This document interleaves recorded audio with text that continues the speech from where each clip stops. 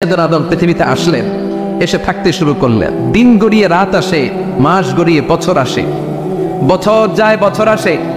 ঠিক 940 বছর পর মালাকুল মাউত আদম আলাইহিস সালামের কাছে আসলেন।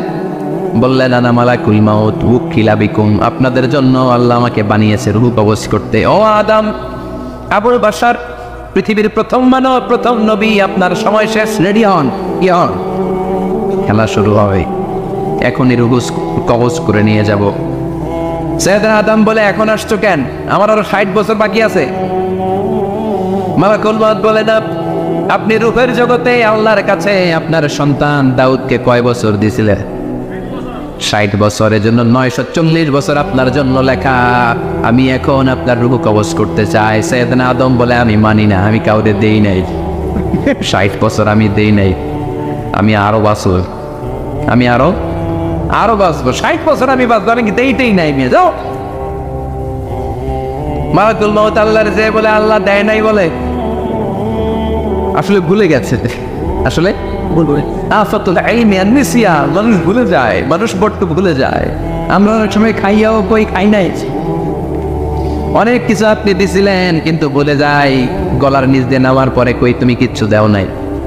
আচ্ছা, না নাই, নাসিয়া আদম ফানাসিয়া বানু, আদম আলাইহিস সালাম ভুলে গেছেন, তাই আমরাও ভুল করি, ঠিক কিনা? এজন্য আমাদের নেতারাও বলে, এটা দেবো ওটা দেবো, নির্বাচনের পর সব ভুলে যায়।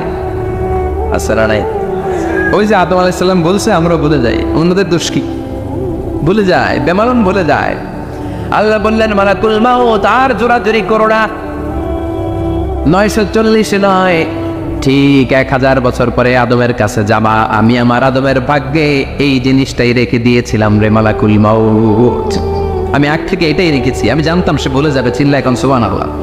তার মানে পৃথিবীর সবচেয়ে লম্বা মানুষ, 60 হাত লম্বা, এত শক্তিশালী আদম আলাইহিস সালাম শ্রীলঙ্কা প্রথম নেমেছিলেন। এক লাফ দিলে আদম আইন চলে যাইতেন। সুবহানাল্লাহ। কি লম্বা মানুষ, থাকতে পারছে? কথা নাই, গোবে ধরছে। শেষ করে দিই, হ্যাঁ, আরো কয়েক মিনিট চলবে, চলবে চলবে। তাকবীর দেন, লিল্লাহি তাকবীর। আদম আলাইহিস সালাম চলে গেলেন। ওনার পরের নবী ইদ্রিস আলাইহিস সালাম, উনি মরে নাই। ইদ্রিস আলাইহিস সালাম মরছে, কে বলছে? উনিও মরেছেন। তবে ওনার মৃত্যুর আজীব এক ঘটনা আছে, অনেক লম্বা কথা। এক ফেরেশতার সাথে ওনার বন্ধুত্ব হয়েছিল। বলেছিলেন, আমি আকাশ দেখতে চাই, আল্লাহর কাছে অনুমতি চাই। আল্লাহ বলল, ঠিক আছে, ইদ্রিসকে আকাশে ঘুরাও। প্রথম আকাশে ঘুরলেন, দ্বিতীয় আকাশে ঘুরলেন, তৃতীয় আকাশে ঘুরলেন, চতুর্থ আকাশে ঘুরলেন। ইন দ্য মিন টাইম চতুর্থ আসমানে মালাকুল মাউত পৃথিবীর দিকে নেমে আসছিল। ওই ফেরেশতা বলে, মালাকুল মাউত আপনি কই যান? মালাকুল মাউত বলে, একটু আগে আল্লাহ ফরমান জারি করেছে, চতুর্থ আসমানে আমার নবী ইদ্রিসের রূহ কবজ কর। সুবহানাল্লাহ। আমি বললাম, আল্লাহ আপনার পাঠানো নবী সাইয়েদনা ইদ্রিস থাকে দুনিয়ায়, চতুর্থ আসমানে পাবো কই? আল্লাহ কয়, কথা নাই, দৌড় দে। আমি দৌড় দিলাম, এসে দেখি ইদ্রিস আলাইহিস সালাম এখানে রেডি। সুবহানাল্লাহ। ওয়া রাফা'নাহু মাকানান আলিয়্যা। ইদ্রিস আলাইহিস সালামের রূহ কবজ দুনিয়ায় হয় নাই, চতুর্থ আকাশের মধ্যে হয়েছে। একটু চিৎকার করে পড়বেন সুবহানাল্লাহ। এরপরে সুলাইমান আলাইহিস সালাম, উনি তো মরে নাই, মরছে। উনি জিন চালাইতো, উনিও মরবে। শক্তিশালী একজন নবী ছিল। উনি মালাকুল মাউতকে বলেছিলেন, মালাকুল মাউত আমার মৃত্যুর সুয়াইয়া, সামান্য কিছু আগে আমারে বইল, আমার একটা কাজ আছে। মালাকুল মাউত মৃত্যুর কিছু সময় আগে এসে বলল, সুলাইমান টাইম ইজ আপ, সময় শেষ, অল্প কিছু সময় বাকি, কি করবেন করেন। সাইয়েদনা সুলাইমান জিনদেরকে ডাকলো, ও জিনেরা, বিশাল একটা প্রজেক্ট আছে, প্রজেক্টে কাজ শুরু করো। আর কিছু জিনকে বলল, চারদিকে গ্লাস ফিটিং করা একটা রুম বানাও।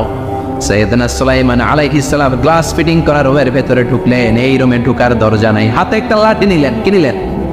লাঠির মধ্যে ভর করে দাঁড়িয়ে রইলেন আর জিনদের দিকে তাকিয়ে রইলেন। জিনেরা এত বদমাশ ছিল, সাইয়েদনা সুলাইমান দাঁড়িয়ে না থাকলে কাজ করতো না। ছিল ফাঁকিবাজ, কি ছিল? দাঁড়ায় না থাকলে আজও লোকজন কাজ করতে চায় না, ঠিক কিনা? মালিক দাঁড়ায় থাকলে ঠিকই কাজ হয়ে যায়। সুলাইমান আলাইহিস সালাম লাঠির মধ্যে ভর দিয়ে দাঁড়িয়ে রইলেন আর বললেন, কাজ করো। জিনেরাও কাজ শুরু করলো। ওদিকে মালাকুল মাউত এসে বলে, ও সুলাইমান, সময় তো শেষ। সুলাইমান বলে, সমস্যা নাই, রূহ কবজ কর। উনি লাঠির মধ্যে ভর দিয়ে দাঁড়িয়ে রইলেন। গ্লাস ফিটিং করার রুমের ভিতরে কোরআন সাক্ষী। মালাকুল মাউত ওইভাবে লাঠিতে ভর দেওয়া অবস্থায় দারুণ অবস্থায় সাইয়েদনা সুলাইমান আলাইহিস সালামের রূহ কবজ করে নিলেন। উনি এমন ভাবে দাঁড়িয়েছেন, রূহ চলে গেল, লাশ হয়ে দাঁড়িয়ে রইলেন। লাঠির মধ্যে দাঁড়িয়ে আছেন, জমিনের মধ্যে লুটিয়ে পড়ে নাই। সুবহানাল্লাহ। জিনগুলো দূর থেকে ভাবত বস তো দাঁড়ায় আছে। কে দাঁড়ায় আছে? জিনারা মনে করছে বস দাঁড়ায় আছে, কাজ করতে হবে। করতে করতে পুরা প্রজেক্টের কাজ শেষ। ইন দ্য মিন টাইম ঝিঝি পোকা, ওই পোকা যেই পোকা কাঠ খেয়ে ফেলে, এই কাঠ খাওয়ার পোকা সুলাইমান আলাইহিস সালাম লাঠির ভেতরে ঢুকে লাঠিও খেয়ে ফেলেছে। সাইয়েদনা সুলাইমান আলাইহিস সালাম তপাস করে জমিনে পড়েছে। আর জিনারা কয় হায় হায়, খালি খালি কাম করছে এরা। সুবহানাল্লাহ করবেন না? সুলাইমান আলাইহিস সালাম বাঁচতে পারে নাই, চলে গেলেন। মুসা আলাইহিস সালাম মরছে, উনি মরবে কেন? উনি তো রানী মার মরছে। এক খাপ্পরে ফেরাউনের বাবুর্চি নাই, মুখের আগে হাত চলতে কয়েকজন, এর মধ্যে মুসা আলাইহিস সালাম আছে না নাই? মালাকুল মাউত মানুষের আকৃতিতে অনুমতি না নিয়ে ঘরের ভেতরে ঢুকে গেল। ঢুকে বলে আনা মালাকুল মাউত, আমি মৃত্যুর ফেরেশতা। তো কি চাও? জিতু আন আকবাদা রূহাক, আপনার রূহ কবজ করতে আসছি। কিন্তু মুসা আলাইহিস সালাম দেখতেছেন দিব্য একজন মানুষ, কি দেখে? আবার সালাম দেয় নাই, অনুমতি নিয়েও ঢুকে নাই। অমিয়া অনুমতি নিয়ে ঘরে ঢুকার দরকার আছে না নাই? মুসা আলাইহিস সালামের মেজাজ বড় গরম। উনি বললেন কি করবি? কয় আপনারে মারবো। কয় এদিকে আয়। মালাকুল মাউত মনে মনে ভাবে এতদিন সব মানুষগুলো আমারে দেখলে দিত দৌড়, আজকে মনে হয় আমারে দিতে হবে দৌড়। এক পা গায়ে দুই পা পেছায় সাহস করে সামনে গেলেন। আবার মুসা আলাইহিস সালাম দিলেন এরকম থাপ্পড়। ফাসাক্কাহু ফাফাকুয়া আইনা, বুখারীর বর্ণনা, এক থাপ্পড়ে চোখ নাই। ঠিকই মালাকুল মাউত দৌড়, এক দৌড়ে আল্লাহর কাছে। আল্লাহ বললেন রাখো, এটা মুসা আলাইহিস সালাম, তার মেজাজ বড্ড গরম, আমাকে কথা বলতে হবে। আল্লাহ বললেন মুসা, বুখারীর বর্ণনা, গরুর পিঠের উপর হাত রেখে দাও। রাখা হলো। তোমার হাতের নিচে গরুর যত পশম, প্রত্যেক পশমের বিনিময়ে এক এক বছর করে হায়াত বাড়িয়ে দিলাম। মুসা আলাইহিস সালাম অনেক চালাক নবী। উনি বললেন আল্লাহ, আমার হাতের নিচে যদি গরুর 2000 পশম থাকে, তার মানে 2000 বছর হায়াত বাড়িয়ে দিলেন, কিন্তু এক্সট্রা হায়াত যখন শেষ হয়ে যাবে এরপরে কি হবে? আগে ওইটা বলেন। আল্লাহ বললেন সুমাল মাহবুত, তারপরে তো মুসা মরতেই হবে, আসতেই হবে। সাইয়েদনা মুসা আলাইহিস সালাম বললেন ফাল আনা, তাহলে আর দেরির দরকার নাই, এখনই আমি আপনার কাছে চলে যেতে চাই। মালাকুল মাউত মুসা আলাইহিস সালামের রূহ নিয়ে উড়াল দিলেন। সুবহানাল্লাহ। বুঝতে পারছে? বিশ্বনবী মরে নাই, উনি ইন্তেকাল করেছেন। চিল্লা এখন ঠিক কিনা? ইন্তেকালের আগে বিশ্বনবী প্রচন্ড অসুস্থ হলেন। মা আয়েশারে ডেকে বললেন, আয়েশা মনে হয় আমি বাঁচব না। ওই যে খায়বার বিজয়ের দিন, খায়বার দুর্গ বিজয় করার পরে এক ইহুদি মহিলা আমার দাওয়াত দিয়েছিল। ওই দাওয়াত খেতে যাওয়ার পরে গোশতের মধ্যে বিষ মাখানো হয়েছিল রে আয়েশা। ওই বিষ মাখানো খাসির গোশত খেয়ে যে ব্যথা আমার পেটে উঠেছিল, আজ আবার সেই ব্যথা উঠেছে। বিশ্বনবী ওই বিষ খাওয়ানো গোশতের কারণে ইন্তেকাল করেছেন। তার মানে বিশ্বনবীর সাথে জামা আল্লাহ বাইনা নবুওয়া ওয়া শাহাদা, আল্লাহ বিশ্বনবীকে শুধু নবী বানায় নাই, শহীদ হিসেবে কবুল করেছে। সুবহানাল্লাহ করবেন না? প্রচন্ড অসুস্থ, উনি ছাড়া মসজিদে নববীতে কেউ ইমামতি করার সাহস পায় না। বিশ্বনবী বললেন আবু বকর তুমি যাও, আবু বকরও যায় না। বিশ্বনবী বললেন পানি আনো। বিশ্বনবী পানি দিয়ে ওযু করলেন। ওযু করে কয়েকজন সাহাবীকে ধরে উঠতে চাইলেন, আবার থপাস করে বেহুশ হয়ে পড়লেন। বিশ্বনবী উঠতে পারে না। আবার বললেন ঠান্ডা পানি আনো। পানির ভেতরে বিশ্বনবী দুই হাত ঢুকিয়ে দিয়ে ঠান্ডা ভিজা হাত দিয়ে চেহারার মধ্যে মাসে করলেন আর বললেন ইন্নালিল মাউতি লা সাকারাত, হায়রে মৃত্যুর কি যন্ত্রণা, হায়রে মৃত্যুর যে কি কষ্ট। ওমিয়া বিশ্বনবী যদি মৃত্যুর কষ্টে কাতরায়, আমাদের অবস্থা কি? আমাদের নসিবে কি আছে? আল্লাহ তুমি বাঁচাও করে না। আমি বিশ্বনবী কাঁদছেন, সাহাবারা একের পর এক দেখতে আসে, কান্নার রোল পড়ে গেল চারদিকে। বিশ্বনবীর কলেজার টুকরা নয়নের পুটুলি সাইয়েদাতুনা ফাতিমা বিশ্বনবীর কান্না সহ্য করতে পারে না।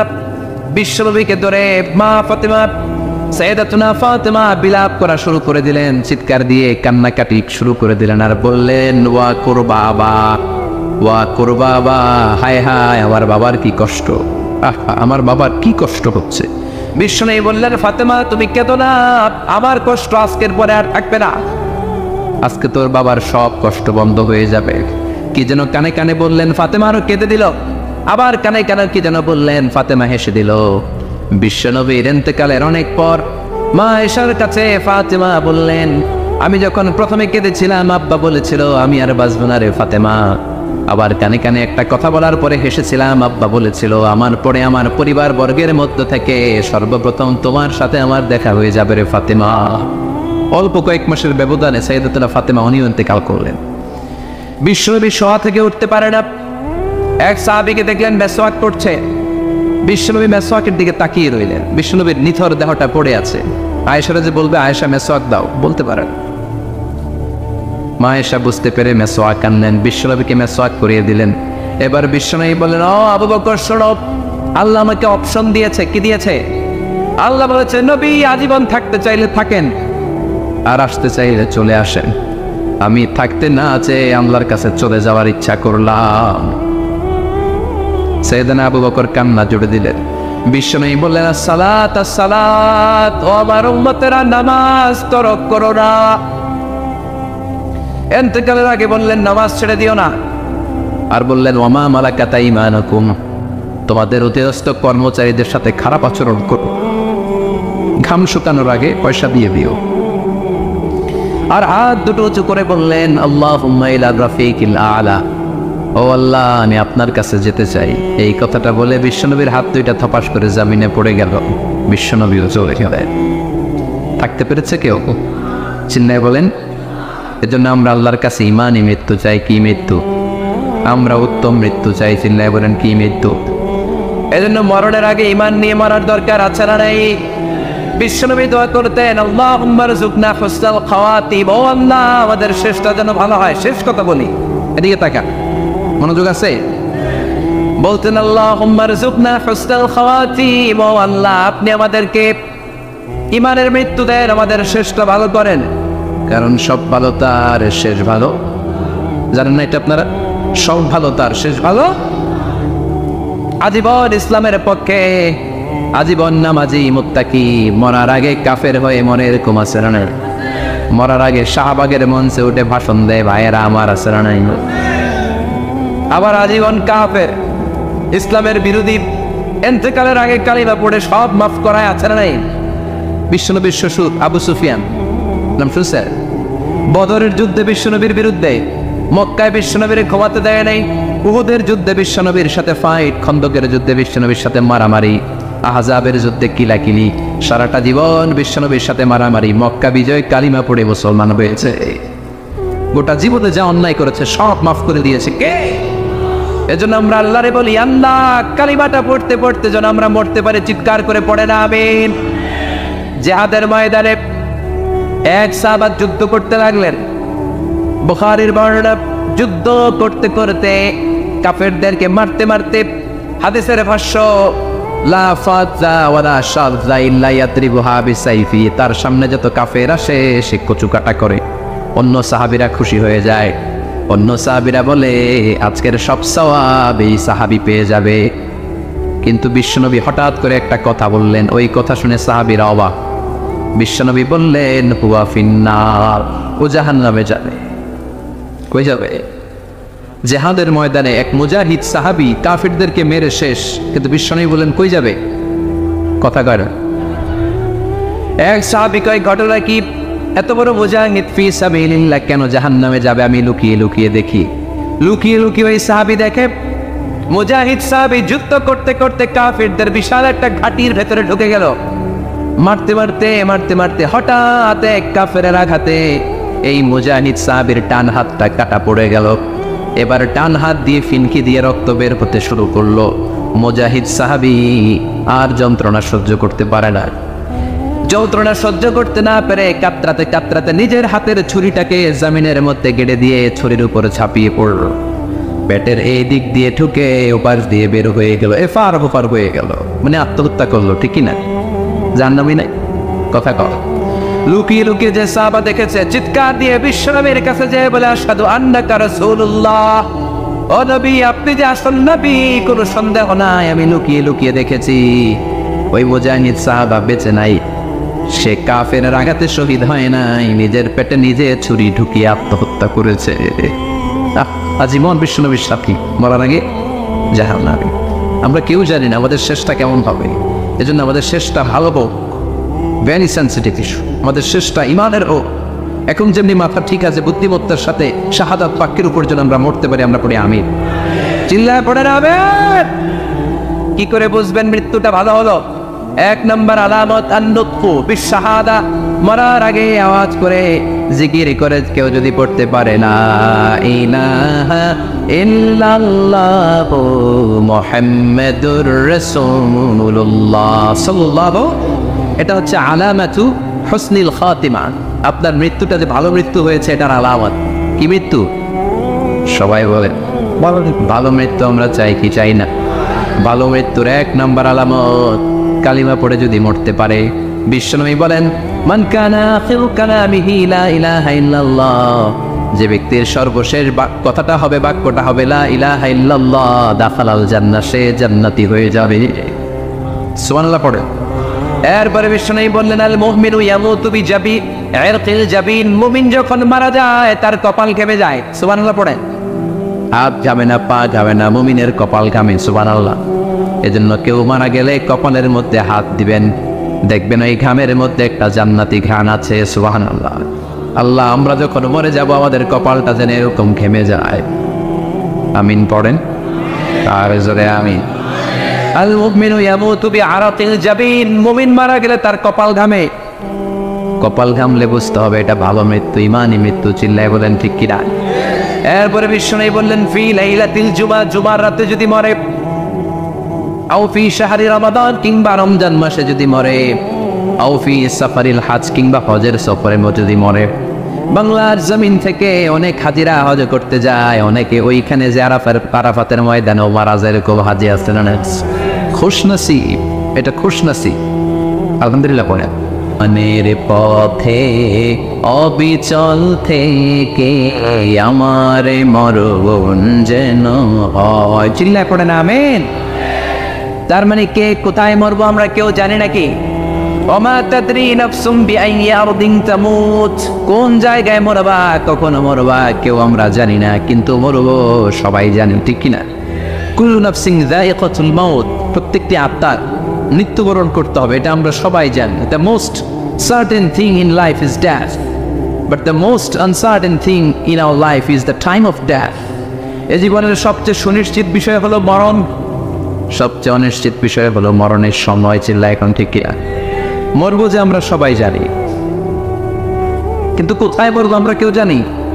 জানি আমরা সবাইকেই মরতে হয়, জন্মালেই মরতে হবে, চলে যেতে হবে, থাকা যাবে না। এটাই হলো পৃথিবীর পদ্ধতি। জীবনের সবচাইতে নির্মম ঘটনা হচ্ছে মরণ, সবচাইতে ভয়ঙ্কর অভিজ্ঞতা। কোন প্রাণীর জন্য সর্বোচ্চ এবং সবচাইতে ভয়ঙ্কর অভিজ্ঞতা হচ্ছে মৃত্যু। এবং এত ভয়ঙ্কর অভিজ্ঞতা, এই অভিজ্ঞতাটা কারো কাছে শেয়ার করে যাওয়া যায় না। মরার সময় কেউ বলে যেতে পারছিল আমার মরতে এমন লাগছে, কইতে পারছে? কেমন লাগছে বলতে পারে? বলা যায় না। তার আগেই চলে যেতে হয় শৈশব, কৈশোর, যৌবন, বার্ধক্য, প্রৌঢ়ত্ব, হ্যাঁ, বয়সের ছাপ, কালো চুল দাড়ি সাদা হয়ে যাওয়া, দাড়ি চুলের শুভ্রতা, দুর্বলতা। This is the circle of life. ছোট্ট ছিলাম, বড় হলাম, সিঙ্গেল ছিলাম, ডাবল হলাম, তারপরে বাবা হলাম, তারপরে শ্বশুর হলাম, তারপরে নানা হলাম, তারপরে চলে যেতে হবে। This is the circle of life. চিল্লায় বলেন ঠিক কিনা? এই যে মুরব্বীরা, দাড়ি পাকা মুরব্বী যারা আছে, আপনারা কি মনে করছেন মায়ের পেট থেকে মুরব্বী হয়ে বেরিয়েছিল? কিরকম বের হয়েছিল? তারাও ওয়া ওয়া করেছে, এরাও ফিডার খাইতো, এই চাচারা খায় নাই? এরাও ফিডার খেত, এরাও মায়ের বুকের দুধ খেত, এরাও ছোট্ট বাচ্চাদের মতো গরমকালে পানির মধ্যে ডুবাইতো। স্কুল ফাঁকি দিয়ে বাচ্চারা ডুবায় আসে না? নাই? উকিয়াতে এরকম নাই? ছোট্ট বাচ্চা ছিল, বড় হলো, বার্ধক্যে উপনীত হলো। This is the circle of life. চলে যেতে হবে। বিশ্বনবী বললেন আমার উম্মতি মা বাইনা সিত্তিনা ইলা সাবঈন, আমার উম্মতের গড় বয়স হলো 60 থেকে 70। এই উম্মতের গড় বয়স কত? 60 থেকে 70। ওয়া আকাল্লুহুম মাইয়াজুজু যালিক, অল্প কিছু মানুষ আছে যারা 70-এর বেশি হায়াত পায়। এখানে 70-এর বেশি আছেন কারা? হাত তোলেন দেখি তো। কয়জন? একজন, দুইজন, তিনজন? মাশাআল্লাহ। আল্লাহ আরো হায়াত দেয়, আল্লাহ এদেরকে আরো হায়াত দারাজ করুক, চিল্লায় বলেন আমিন। তার মানে আমার উম্মতি মা বাইনা 60 ইলা 70, বিশ্বনবী বললেন এই উম্মতের গড় বয়স 60 থেকে 70, আর 70-এর বেশি হায়াত পাবে। ওয়া আকাল্লুকুম ইয়াজুসু যালিক, 70-এর বেশি পাবে হাতে গোনা, গুনে বের করে ফেলা যায় 1 জন 2 জন 3 জন, বাকি সব 60-এর আগে নাই। ঠুস শিল্লা এখন ঠিক কি না? বাংলাদেশের গড় হায়াত কত মানুষের? 60। বিশ্বনবীর কথার সাথে মিলে গেছে, চিল্লায় পড়েন সুবহানাল্লাহ। এই জন্য বিশ্বনবী বলেন এই যে মুরব্বীদের দাড়ি পাকে, এই যে রাস্তায় অ্যাক্সিডেন্ট হয়, এই যে ক্যান্সারে আক্রান্ত হয়ে লোকজন মারা যায়, তার উপরেও কি টনক নড়ে না? এরপরেও কি বিবেকে ধরে না যে তোমাকে চলে যেতে হবে? আকসিরু যিকরা হাযিবিল লাযযাত, জীবনের সব স্বাদকে পানসা করে দেয় ওই মরণকে স্মরণ করো। মরণকে স্মরণ করলে জাহান্নাম বরণ করা লাগে না, চিল্লায় বলেন ঠিক কি না? আবার আল্লাহ বললেন গোলাম, স্পেশাল একজন ফেরেশতা আমি মরণের জন্য সিলেক্ট করলাম, নাম মালাকুল মাউত। তাকে আমরা আজরাইল বলে চিনি। এই মালাকুল মাউত তার বাহিনী নিয়ে নির্ধারিত টাইমে গোটা বিশ্বের সব মানুষের রূহ কবজ করে। অন টাইম নাকি দেরি করে? মালাকুল মাউত আগেও আসে না, পরেও আসে না। সুবহানাল্লাহ পড়ে। সাইয়েদনা সুলাইমান আলাইহিস সালাম জামানাতে ওনার এক ওয়াজির ছিল, মন্ত্রী। ওই মন্ত্রীকে নিয়ে উনি বৈঠক করতেন। ওনার সময় উনি মালাকুল মাউতের সাথে বৈঠক করতেন। শুনতেছেন? আপনাদের মনোযোগ আছে তো? উনি বৈঠকে বসেছেন, মালাকুল মাউতও বসা, ওয়াজিরও বসা। হঠাৎ মালাকুল মাউত ওয়াজিরের দিকে বড় বড় চোখ করে তাকাচ্ছে। বড় বড় চোখ করে তাকানোতে ওয়াজির ভয় পেয়েছে। হঠাৎ মালাকুল মাউত চলে গেল। ওয়াজির বলে, ও সুলাইমান আলাইহিস সালাম, এই যে লোকটা বড় বড় চোখ করে আমার দিকে তাকালো, এটা কে? সাইয়েদনা সুলাইমান বলে, হাদা মালাকুল মাউত। যে বর্ণনাটা বলছে এটা হাদিস না, এটা হচ্ছে ইসরাইলিয়া, জিউস ট্রেডিশন। কোরআন হাদিসের সাথে কোনো দ্বন্দ্ব নাই, তাই বর্ণনা করা যাবে। বিষ্ণু বলেছেন বাল্লিগু আন্নি ওয়ালাউ আয়া, আবার বলেছেন ওয়া হাদিসু আন বনি ইসরাইল ওয়ালা হারাজ, বনি ইসরাইলের ট্রেডিশন বর্ণনা করো, জিউস ট্রেডিশন বর্ণনা করো, এতে কোনো সমস্যা নাই। ওয়াজির বলে, ও সাইয়েদনা সুলাইমান, বড় বড় চোখ করে যে তাকালো লোকটাকে? সাইয়েদনা সুলাইমান বলে, হাদা মালাকুল মাউত, এটা মৃত্যুর ফেরেশতা। ওয়াজিরের কলিজায় পানি নেই। এটা কি ফেরেশতা? শুনে তো পিলে চমকে গিয়েছে। কয়টি? মালাকুল মাউত তো আবার চিনা বলেছে, বাড়ি চিনে ফেলছে। আমার খবর আছে। সাইয়েদনা সুলাইমান আলাইহিস সালাম জিনদেরকে দিয়ে কাজ করাতেন, মেঘমালাকে দিয়ে কাজ করাতেন, বিশাল সিংহাসন নিয়ে পৃথিবীর প্রাচ্য থেকে পাশ্চাত্যে ঘুরে বেড়াতেন। সাইয়েদনা সুলাইমানকে ওয়াজির বলে, ও সুলাইমান, মেঘমালাকে আদেশ করে দেন আমি আর এই ফিলিস্তিনের ভূখণ্ডে থাকতে চাই না। আকাশের মেঘমালার উপরে আমারে বসিয়ে দেন, আর বলে দেন আমার নিয়ে যেন আকাশের মেঘমালা হিন্দুস্তানের ওই দূর পর্বতে রেখে আসে। আকসা আল হিন্দ, হিন্দের সবচেয়ে দূরবর্তী জায়গায় যেন আমার রেখে আসে। সাইয়েদনা সুলাইমান বললেন, আকাশের মেঘ যাও, আমার ওয়াজিরকে নিয়ে হিন্দুস্তানের একটা উপদ্বীপে রেখে আসো। রেখে আসা হলো। কিছুক্ষণ পর মালাকুল মাউত সাইয়েদনা সুলাইমানের কাছে হাজির। সাইয়েদনা সুলাইমান বললেন, ও মালাকুল মাউত, কই ছিলা? একটু আগে হিন্দুস্তান থেকে আপনার ওয়াজিরের রূহ কবজ করে আসছি। সুবহানাল্লাহ পড়েন। এটা আবার কেমন কথা, তুমি ওইখানে গেলা কেন? কয় রব্বুল আলামিন কিছুক্ষণ আগে আমার কাছে পয়গাম পাঠিয়েছে, যাও সাইয়েদনা সুলাইমানের ওয়াজিরের রূহটা কবজ করো। কবজ করার জায়গা হলো হিন্দুস্তানের উপদ্বীপ। কোন জায়গায়? মালাকুল মাউত এসে দেখে সুলাইমান নবীর সাথে মিটিং করে। ওয়াজির কার সাথে মিটিং করে? সুলাইমান নবীর সাথে। কিন্তু ফরমানে লেখা রূহ কবজ করতে হবে কোথায়? হিন্দুস্তানে। সুবহানাল্লাহ করবেন না? এই জন্য বড় বড় চোখ করে আমি তাকিয়েছি, আর মনে মনে ভাবলাম টাইম তো নাই, কারণ মৃত্যু তো অন টাইমে হতে হয়, এখনই ওর রূহ কবজ করতে হবে। কেমন করে ওইখানে যাবে আমি জানি না, আমি আগে চলে যাই। মালাকুল মাউত চলে গেল, যে দেখে ওই জায়গায় ওয়াজির হাজির। সাথে সাথে রূহ কবজ করে আল্লাহর কাছে চলে গিয়েছে। পড়েন সুবহানাল্লাহ। এই জন্য আল্লাহ বললেন, মালাকুল মাউত আমি নির্ধারণ করে দিয়েছি, পৃথিবীর প্রতিটি মানুষ মালাকুল মাউতকে দেখবে, চাক্ষুষ দেখবে, ভালো হলেও দেখবে, খারাপ হলেও দেখবে। কার কথা?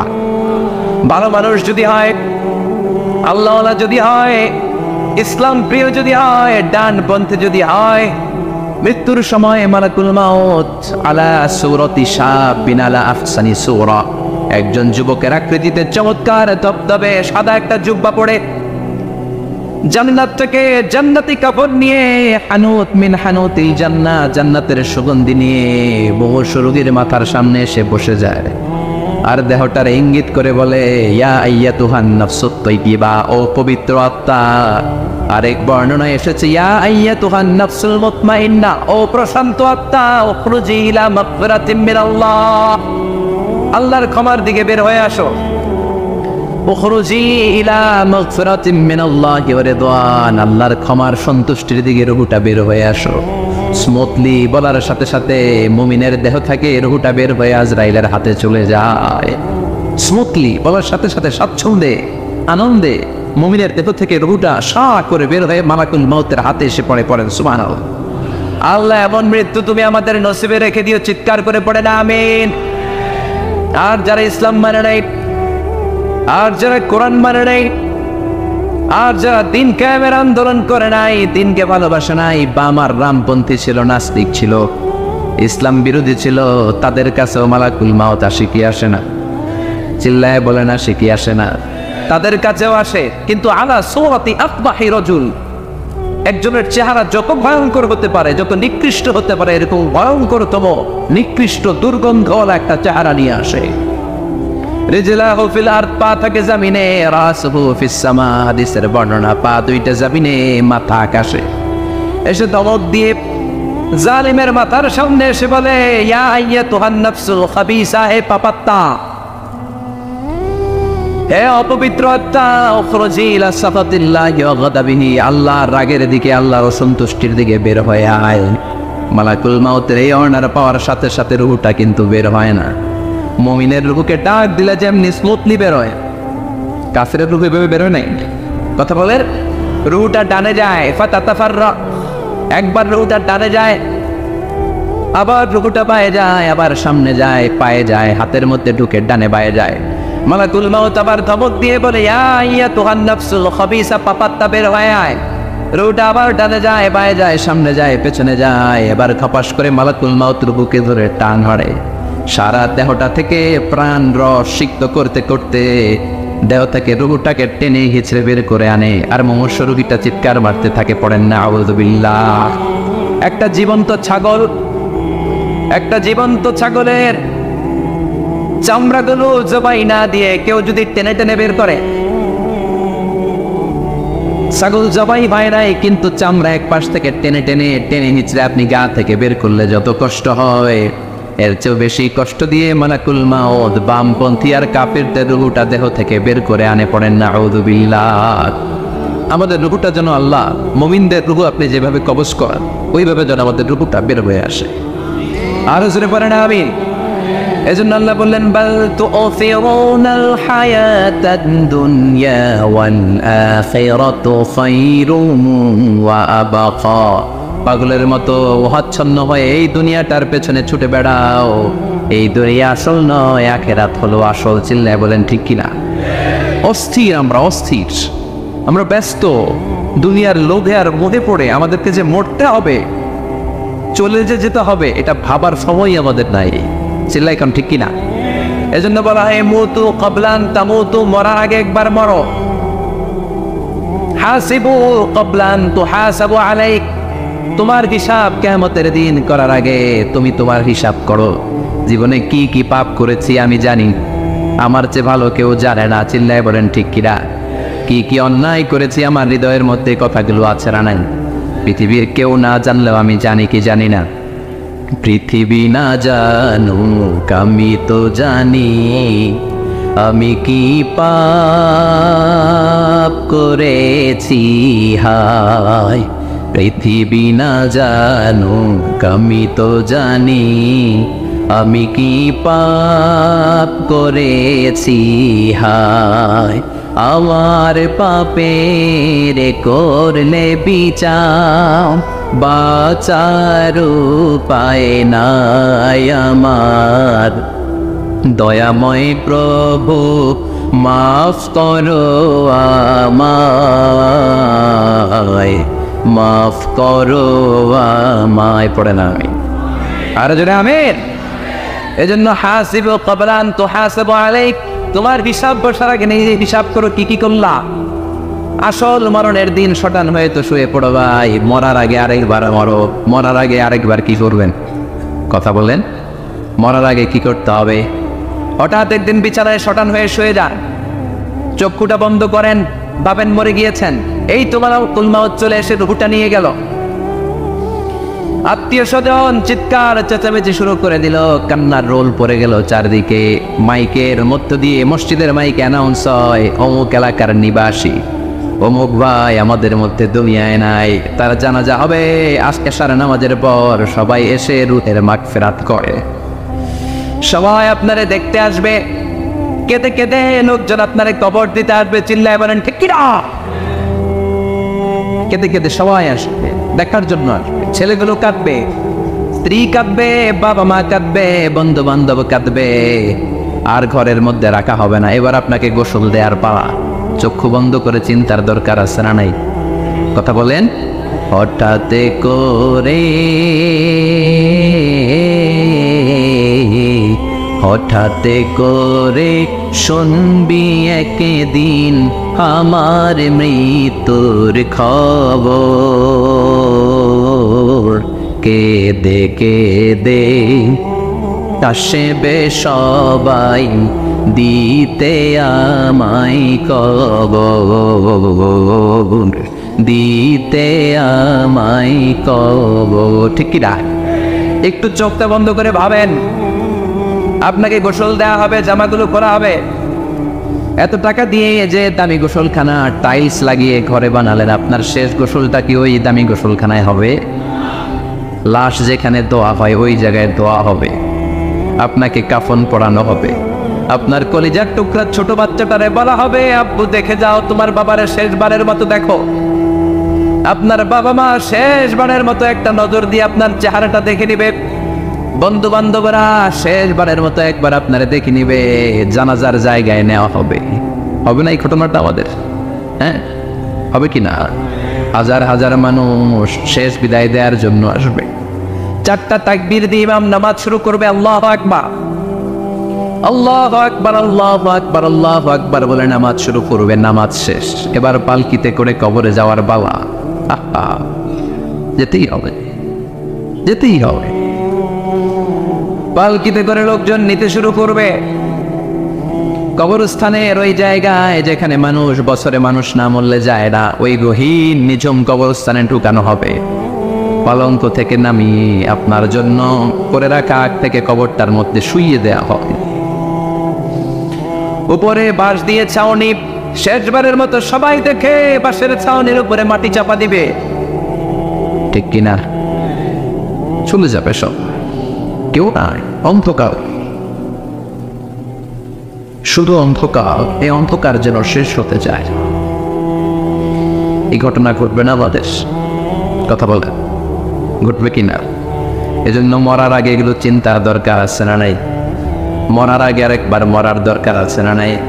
এজন্য রব্বুল আলামিন বলেন, বাল তুসিরুনাল হায়াতাদ দুনিয়া ওয়াল আখিরাতু খায়রুন ওয়া আবকা।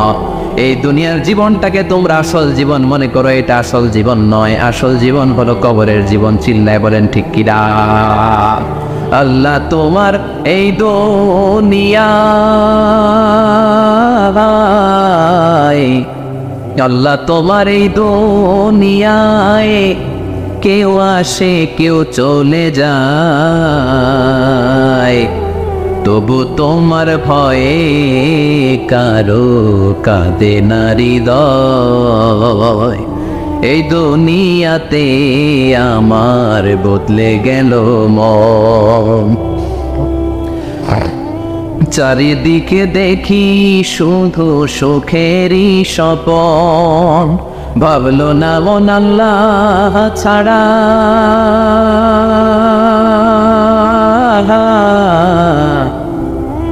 ভাবলো না মন আল্লাহ ছাড়া নেই কোনো উপায়, তবু তোমার ভয়ে কারো কাঁদে না হৃদয়। ঠিক কিনা? আসে আর চলে যায়। প্রতিদিন মাইকে অ্যানাউন্স শুনি, অমুক এলাকার অমুক লোক নাই, দাদা গেল, বাবা গেল, বড় ভাই গেল, আত্মীয় স্বজন গেল, আমাকেও যেতে হবে, এই চিন্তা মাথায় নাই, চিল্লা এখন ঠিক কি না? এজন্য লাইফটা হলো one time, one chance, second কোনো চান্স আপনাকে দেয়া হবে নাকি? কাফেররা বলবে ইয়া রাব্বি আরেকটা সুযোগ দেন, লাউ আন্না লানা কাররা ইয়ানি মাররা, আল্লাহ একটা সুযোগ যদি পেতাম দুনিয়াতে ভালো করে আসতাম। আল্লাহ বলবেন ইন্নাহা কালিমাতুল কাইলুহা, এটা শুধু তাদের মুখের কথা, তাদেরকে আবার সুযোগ দিলেও তারা কিচ্ছু করবে না, চিল্লা এখন ঠিক কি না? এজন্য একটা চান্স আমরা পেয়েছি, এই দুনিয়ার ওয়ান চান্সে আমরা ভয় পাবো একজনকে, চিল্লায় বলেন তিনি কে? এজন্য যেতে আমাদেরকে হবে, এই মরণ থেকে পালানোর কোনো সুযোগ কেউ পালাতে পারে নাই। এই মরণ হলো আখিরাতের প্রবেশদ্বার। মরণ নামক পালকিতে চড়ে আমরা কবরের ভেতরে ঢুকি। মরণ হলো প্রথম পর্ব, কবর হলো দ্বিতীয় পর্ব, যেরকম ঠিক কিনা? এজন্য বিশ্বনবী বললেন আল কবর রাউদাতুম মিন রিয়াদিল জান্নাহ ওয়া হুফরাতুম মিন হুফারিন নার। কবর হলো কারো জন্য জান্নাতের বাগান, কারো জন্য জাহান্নামের গর্ত। আমরা বলি আল্লাহ আমাদের কবরটারে জান্নাতের বাগান বানাও। আর জোরে পড়েন আমিন। আবার বিশ্বনবী বললেন ইন্নাল কবরা আউয়াল মানজিল মিন মানাজিলিল আখিরাহ। কবর হলো আখিরাতের মঞ্জিলগুলোর প্রথম মঞ্জিল। আখিরাতে একটার পর একটা অনেকগুলো স্টেশন আপনাকে পার হতে হবে। প্রথম স্টেশনটার নাম হলো কবর। প্রথম স্টেশনের নাম কি? এই কবর নামক স্টেশনে যদি আপনি মাফ পেয়ে যান, সামনের সব স্টেশনগুলোতে মাফের ব্যবস্থা করবে কে? আল্লাহ। আর কবর নামক স্টেশনে যদি ধরা খেয়ে যান, আপনার মায়ের আসানা নেই। লাশটাকে যখন রাখা হয়, লাশটা চিনে কে আমারে রাখলো, কে আমাকে ধৌত করলো, কে আমারে কাফন পড়ালো। এজন্য বিষ্ণুই বলেছেন মৌর্ষের সামনে বসে বসে পড়ো লা ইলাহা ইল্লাল্লাহু মুহাম্মাদুর রাসূলুল্লাহ লাকিনু মাউতাকুম। লা ইলাহা ইল্লাল্লাহ, মৌর্ষের সামনে দাঁড়িয়ে দাঁড়িয়ে পড়ো লা ইলাহা ইল্লাল্লাহ। এই লা ইলাহা হচ্ছে জীবিতদের জন্য কালিমা, আর আমরা মরার পরে জিকির করি, ঠিক কি না? আমাদের দেশের অনেক জায়গায় লাশ নিয়ে কবরে যাওয়ার সময় লা ইলাহা পড়ে না। না, এটা আগের জিকির, মরার আগের জিকির। মরার আগে আপনাকে অ্যানাউন্সমেন্ট দিতে হবে আল্লাহ ছাড়া কোনো ইলাহ নাই, বিশ্বনবী হচ্ছেন শেষ নবী এবং রাসূল, চিল্লায় বলেন ঠিক কি না? লাশটাকে যখন রেখে দেয়া হয়, বিশ্বনবী যত মানুষকে কবরে রেখেছেন তারপরে দাঁড়িয়েছেন আর বলেছেন ইস্তাগফিরু লিআখিকুম, তোমার ভাইদের জন্য তোমরা দোয়া করো, ফাইন্নাহু লানা ইউসাল, এখনই তাকে কবরে সওয়াল করা হবে। কবরে প্রশ্ন আসছে না নাই? কথা বলেন। বিশ্বনবী খাদিজাতুল কুবরা, ওনার প্রথম স্ত্রী খাদিজাতুল কুবরা তাহেরাকে কবরের মধ্যে রেখে দিয়ে কাঁদতে শুরু করলেন, চোখের পানি ছেড়ে অনেক দোয়া করলেন। দোয়া শেষে সব সাহাবারা ঘরে ফিরে যায়, বিশ্বনবী যায় না। সাইয়েদনা আবু বকর বললেন ও নবী চলেন ঘরে যাই, অনেক তো দোয়া করলেন। বিশ্বনবী বললেন আবু বকর তুমি যাও, আমি যাব না। এইটা সাধারণ মহিলা না, এটা বিপদের দিনের সঙ্গিনী খাদিজা। মক্কায় যখন আমার কেউ ছিল না, খাদিজা আমারে ভুলে নাই। 3 বছর কাফিররা আমাকে জেলখানায় বন্দি রেখেছে, নাম শিয়াবে আবি তালেবের জেলখানা। আমার স্ত্রী ওই জেলখানার জীবনেও আমারে ছাড়ে নাই, আমার সাথে 3 বছর খাদিজাও জেল খেটেছে। এই একটাই মহিলা, যেই মহিলাকে আল্লাহ আরশের উপর থেকে সালাম দিয়েছে, মহিলাটার নাম খাদিজা। আল্লাহু আকবার। আমার সব সন্তান আল্লাহ খাদিজার পেট থেকে দিয়েছে। ফাতেমাতুজ জোহরা খাদিজার মেয়ে, জাইনাব খাদিজার মেয়ে, উম্মে কুলসুম খাদিজার মেয়ে, রুকাইয়া খাদিজার মেয়ে, আবুল কাসেম বিশ্বনবীর ছেলে খাদিজার ছেলে, আব্দুল্লাহ যাকে তাইয়্যিব এবং তাহের নামে আমরা চিনি, সেও খাদিজার ছেলে। সুবহানাল্লাহ। ও আবু বকর, আমার এই কলিজার টুকরা প্রিয়তমা খাদিজারে রেখে দিয়ে কেমনে বাসায় যায়? তুমি যাও, আমি দাঁড়িয়ে থাকবো। এখনই মুনকার নাকির এসে খাদিজারে প্রশ্ন করবে, আমি দেখবো খাদিজা উত্তর দিতে পারে কিনা। আর প্রশ্নের উত্তরে যদি ভুল করে ফেলে, কবরের উপর থেকে আমি নিজে প্রশ্নের উত্তর দিয়ে দেব। সাইয়েদনা জিবরাইল বললেন নবী আপনারা দাঁড়িয়ে থাকার দরকার নাই, আবু বকরের সাথে করে চলে যান। আল্লাহ জানিয়ে দিয়েছে খাদিজার কবরের প্রশ্নে যদি কোনো সমস্যা হয়, আরশের উপর থেকে খাদিজার প্রশ্নের জবাব আল্লাহ নিজে দিয়ে দিবে। এজন্য কবরের আযাব থেকে বিশ্বনবী পানাহ চেয়েছেন। বিশ্বনবী বলেছেন আল্লাহুম্মা ইন্না নাউযু বিকা মিন আযাবিল কবর। ও আল্লাহ, কবরের আযাব থেকে তুমি আমাদেরকে বাঁচাও। পড়েন আমিন। কবরে মুমিনদেরকে 4টা প্রশ্ন করা হবে, কাফিরদেরকে 3টা প্রশ্ন। চিৎকার করে বলেন মুমিনের প্রশ্ন কয়টা? আর জোরে বলেন। প্রথম প্রশ্ন মার রব্বুক, তোর রবের নাম কি? আমরা কি বলবো? আল্লাহ আমারে রব, এই রবি আমার সব, দমে দমে তনু মনে তারি অনুভব। আল্লাহ আমারে রব, এই রবি আমার সব। পড়েন আমিন। দ্বিতীয় প্রশ্ন, আমার দিন উত্তর দিনের নাম কি, ধর্মের নাম কি? তৃতীয় প্রশ্ন, মান হাযার রাজুল, এই লোকটাকে কে? আমরা বলবো মুহাম্মদ সাল্লাল্লাহু। তিনটা প্রশ্নের উত্তর যখন আপনি কবরে করে দিতে পারবেন, অতিরিক্ত একটা প্রশ্ন, ওয়ামা ইলমু, এই যে তিনটা প্রশ্নের উত্তর পাল্লা, কেমন করে উত্তর জানলা? কোত্থেকে শিখেছ? নকল করে আনছো কাফনের কাপড়ে? পরীক্ষা বলে নকল আছে না নেই? হাতে নকল আছে না? পায়ে নকল, মোজার ভিতরে নকল আছে না নেই? মোবাইলে নকল আছে না নেই? নকল থেকে আল্লাহ তুমি বাঁচাও।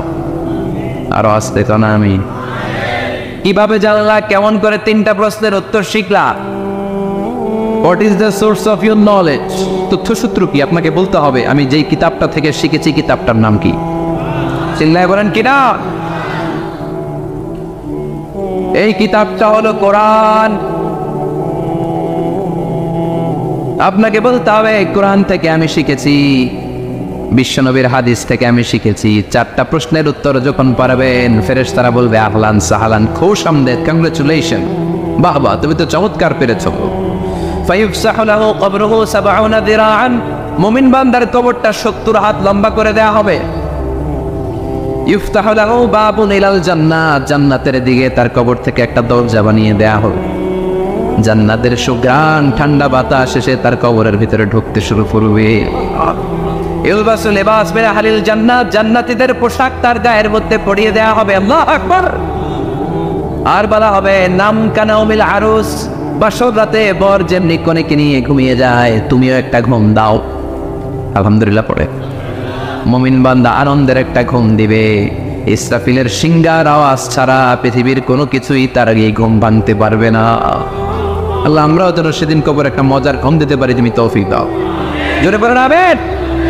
এবার বামপন্থী নাস্তিক আর কাফেরদের পালা, ইসলাম বিদ্বেষীদের পালা, আলে ওলামাদের শত্রুদের পালা, ইসলামকে যারা বিজয়ী শক্তি হিসেবে মানতে পারে নাই তাদের পালা। চিল্লায় এখন ঠিক কিনা? ওদেরকে একই প্রশ্ন, রব কি? ওরা বলবে আমি জানি না। আমাদের উত্তর আল্লাহ। ওরা বলবে আমি কিচ্ছু জানি না, আমি সব ভুলে গেছি, আমার মাফ করে দেন, আমি কিছুই জানি না। তবে আমি ইসলাম বিরোধীদের সাথে চলতাম, যারা ইসলাম রে বাস দিত আমি তাদের সাথে স্লোগান দিতাম। এরকম ডাকাইত আছে না নাই? দ্বিতীয় প্রশ্ন, আমার দিন ও তোমার ধর্মের নাম কি? কয় আমার ধর্ম নাই, আমার ধর্ম কর্ম নাই, আমি খালি দুনিয়াকে মাচালে লো, দুনিয়া তোমারই হ্যায়, আমি খালি তুম্মা চলে দু, আছে না নাই? আমি শুধু মৌজ মাস্তিতে ব্যস্ত ছিলাম, আমার দুনিয়া নাই, দিন নাই, আখেরাত নাই, রবকে আমি জানি না, ধর্মকে জানি না। ইসলাম বিরোধী রাজনীতি আমি করতাম, মাও সেতুলের রাজনীতি, কার্ল মার্কসের রাজনীতি, বুশের রাজনীতি, ডোনাল্ড ট্রাম্পের রাজনীতি, বামপন্থীদের রাজনীতি। চিল্লাই কর ঠিক কিনা? কোনো ধর্ম নাই। এই লোকটাকে চিনো কিনা বলো। বিশ্বনবীর চেহারা দেখিয়ে বলা হবে এই লোকটাকে, কয় জানি না। এরে আমি মানতাম না, এরে আমি গালি দিতাম। এরকম জাহান্নামের নরকীট আর পিতৃ পরিচয়হীন জাহদ সন্তান বাংলার দেশেও আছে না নাই? এই মহামানবটাকে গালি দিয়ে পৈশাচিক আনন্দ পায়। পত্রিকায় লিখে, ব্লগের মধ্যে লিখে, ইন্টারনেটে কার্টুন বানিয়ে বানিয়ে পৈশাচিক ফুর্তি করে। এগুলো জাহান্নামের কীট, এগুলো জারদ সন্তান, বাপ মায়ের ঠিক নাই। চিল্লা এখন ঠিক কিনা? আমার নবীরে যারা গালি দেয় এগুলোর বাপ মায়ের ঠিক আছে? এগুলোর কোনো গোড়া আছে? এগুলোর কোনো শেকড় আছে? এগুলো আগাছা চিৎকার করে বলো ঠিক কিনা? বলবে আমি জানি না। ফেরেশতারা বলবে দাঁড়া, আমরা জানি। তোর সাথে কেমন আচরণ করতে হবে আমাদেরকে ট্রেনিং দিয়েছে কে? এবার শুরু হবে মাইর। কি শুরু হবে? কথা বলেন, মাইর।